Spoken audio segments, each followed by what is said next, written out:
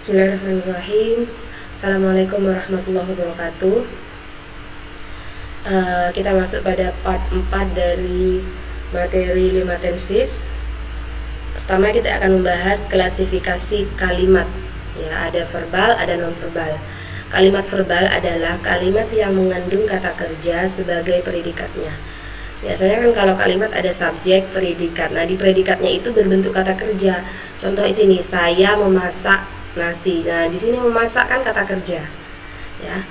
Sekarang kalimat nonverbal sebaliknya, yakni kalimat yang predikatnya bukan kata kerja. Contohnya I am smart, saya cerdas. Tidak ada kata kerja kan di sini. Smart itu kata sifat. Nah, yang merah ini kalimat verbal, bentuk-bentuk tenses kalimat verbal sudah kita bahas di part sebelumnya. Nah, sekarang kita akan bahas yang nonverbal. Pertama, present tense. Jadi waktu, kebiasaan, kenyataan, sekaligus ini juga mencakup waktu sekarang, khusus nonverbalnya. Jadi contoh, saya seorang wirausahawan.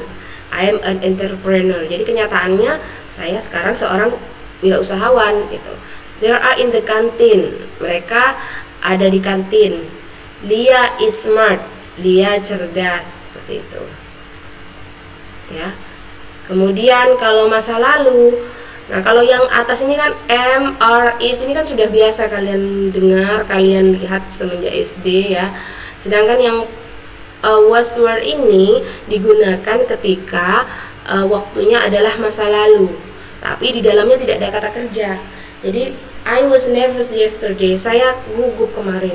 Nggak ada kata kerja dalam kalimat ini, dan waktunya adalah kemarin. Kemudian you were a high school student last year, kamu siswa SMA tahun lalu. Jadi tahun lalu yang siswa SMA, mungkin sekarang dia sudah mahasiswa. Ya, seperti itu. Maka I was, you were. Ya. Kemudian future, masa depan. Saya akan menjadi direktur perusahaan. I will be a company director. Nah, di sini sebagaimana ciri khasnya future, yaitu ada will, maka setelahnya diberikan be. Nah, itu sudah statusnya sama dengan yang lain di atas ini. Be itu adalah to be. Ya. Kemudian nomor 4, present perfect tense. We have been here so long. Kita sudah di sini lama sekali.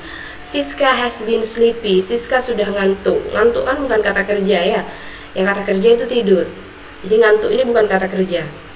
Nah, ini tidak ada kata kerjanya, tapi waktunya sudah terjadi gitu. Ya, maka bentuk kalimatnya seperti ini. Ya, memang agak sedikit membingungkan bagi pelajar Indonesia untuk mempelajari kalimat nonverbal karena konsep to be itu tidak ada dalam bahasa kita. Maka jadi kita harus berlatih agar terbiasa. Nah, ini tabelnya ya. Nah, ini tabel, apa gunanya tabel ini? Jadi agar kita mudah mengingat pasangannya. Ya, jadi kalau tadi sudah dijelaskan kalau present itu to be-nya ini, past to be-nya ini, future hanya satu ini, present perfect juga cuma satu. Nah, ini pasangannya. Jadi kalau I nanti kalau di present pakai ini, kalau past pakai ini, ya dan seterusnya. Seperti itu ya. Dia melihat di tabel ini. Oke, sekarang klasifikasi berikutnya yaitu kalimat positif, negatif, dan interrogatif.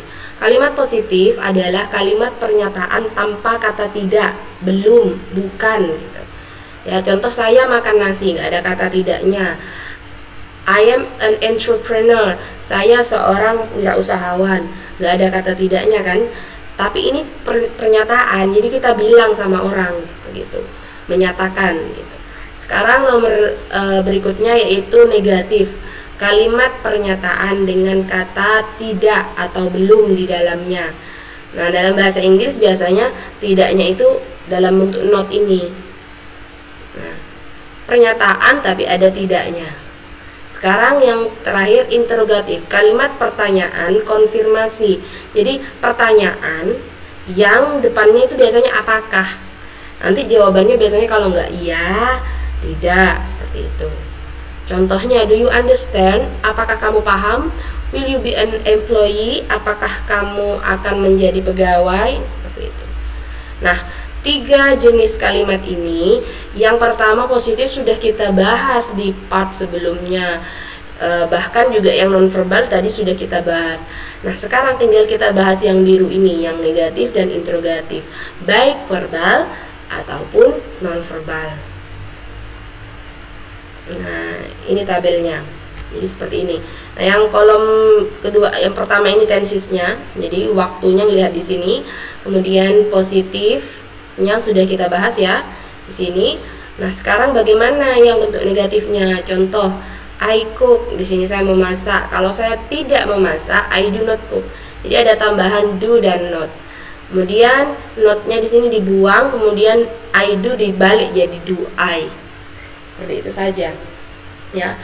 Kemudian simple present itu kan ada dua versi ya, ada yang tanpa S, ada yang dengan S. Contoh, kucing itu makan. Maka kalau kucingnya nggak makan gimana? The cat does not eat. Ya, di sini pakai does not. Nah, yang perlu di highlight juga ini adalah it-nya. Di depan it-nya pakai S. Sekarang S-nya itu ternyata pindah ke does. Karena sudah pindah ke depan, di belakang sudah tidak perlu pakai S lagi. Jadi nah sampai sini nanti tinggal ditukar aja does sama the cat ya. Jadi pokoknya konsep yang interrogatif ini simple. Jadi kalau kamu sudah tahu negatifnya, interrogatifnya kamu pasti bisa, karena tinggal membalik posisi subjek dengan kata setelahnya. Kalau setelahnya itu do ya berarti do-nya taruh di depan gitu, subjeknya taruh di belakangnya. Sekarang yang kedua, present continuous. Ria is frying. Ria sedang menggoreng. Ria tidak sedang menggoreng gitu. Ria is not frying. Is Ria frying. Jadi ini gampang, tinggal selipin aja notnya. Sampai sini yang interrogatif notnya dibuang, terus ditukar subjek dan is. Seperti itu. Simple past ya, ini perlu diperhatikan. Simple past itu kan ciri khasnya adalah verb 2. Tapi nanti ketika sampai kepada negatif, verbnya itu kembali berubah menjadi verb 1. Nah, di sini pakai did. Ya, ini yang harus diperhatikan. Kemudian ketika pertanyaan tinggal dibuang notnya dan ditukar. Seperti itu. Ya. Future akan. Ya, ini sama dengan yang continuous tadi, notnya tinggal diselipkan saja. Kemudian yang present perfect ini juga sama, tinggal menyelipkan not. Jadi they have not written, mereka. Kalau di sini kan mereka sudah menulis, kalau di sini mereka belum menulis, kebalikan dari sudah. Nah, jadi kata belum itu bahasa Inggrisnya have not. Have they written? Sudahkah atau apakah mereka sudah menulis? Seperti itu. Di sini di bawahnya langsung ada soalnya. Benny tidak akan datang. Nah, kalau ngelihat soal, apa yang pertama kali kita perhatikan? Apakah dia ada kata kerjanya atau tidak? Oh, ternyata ada kata kerjanya datang. Di sini ada datang. Ya, jadi kita pakai tabel yang ini kalau memang verbal. Kemudian waktunya akan. Oh, akan itu masa depan, berarti future yang ini. Kemudian ada tidaknya enggak? Oh, ada, berarti negatif. Jadi future negatif. Berarti ini ya. Nah, bagaimana jadinya? Benny will not come. Jadi bentuknya disamakan dengan yang ada di tabel. Sekarang nomor 2, apakah kamu mencuci baju kemarin? Ada kata kerja enggak? Oh, ada, mencuci. Mencuci kata kerja. Terus waktunya apa? Kemarin. Oh, masa lalu. Ada kata tidak? Oh, enggak ada. Ada tanda tanya? Oh, ada. Ini pertanyaan. Jadi dia itu adalah past yang tanda tanya. Ini ya.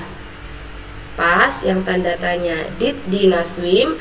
Di sini jadi did you wash your clothes yesterday? Ingat di sini pakai wash, nggak boleh pakai verb 2-nya kan, wash, washed ditambah ed. Kita pakai verb 1-nya. Sekarang non verbal, bentuk tabelnya seperti ini. Nah, ini mudah kalau yang non verbal, tinggal menyelipkan not setelahnya to be ya. Kalau di sini di setelahnya will ya, bukan setelahnya be. Di sini juga bukan di setelahnya been. Kemudian tinggal buang notnya di interrogatif dan ditukar ya posisinya. Contoh soal, Cynthia bukan seorang petani tahun lalu. Apakah ini kalimat nonverbal? Ya, tidak ada kata kerja dalam kalimat ini. Petani bukan kata kerja, petani itu nama pekerjaan. Nah, petani itu orangnya, bukan kata kerja. Nah, tahun lalu itu berarti past. Ada kata tidak? Ada, berarti negatif. Di sini memang bukan tidak, bukan. Ya, sama saja. Bukan tidak itu sama. Nah, berarti di sini adalah past yang negatif, berarti yang ini. Nah, bagaimana jadinya kalimatnya? Cynthia, nah perhatikan di sini you were not nervous, sedangkan di sini Sinta were not, sini you were not. Kenapa kok beda? Karena kalau you pasangannya were, kalau Cynthia pasangannya was. Ya, sudah dijelaskan sebelumnya di bagian to be kan. Nah kemudian yang nomor 2, apakah kamu bahagia? Ada kata kerja di sini? Tidak ada, berarti nonverbal. Kapan waktunya?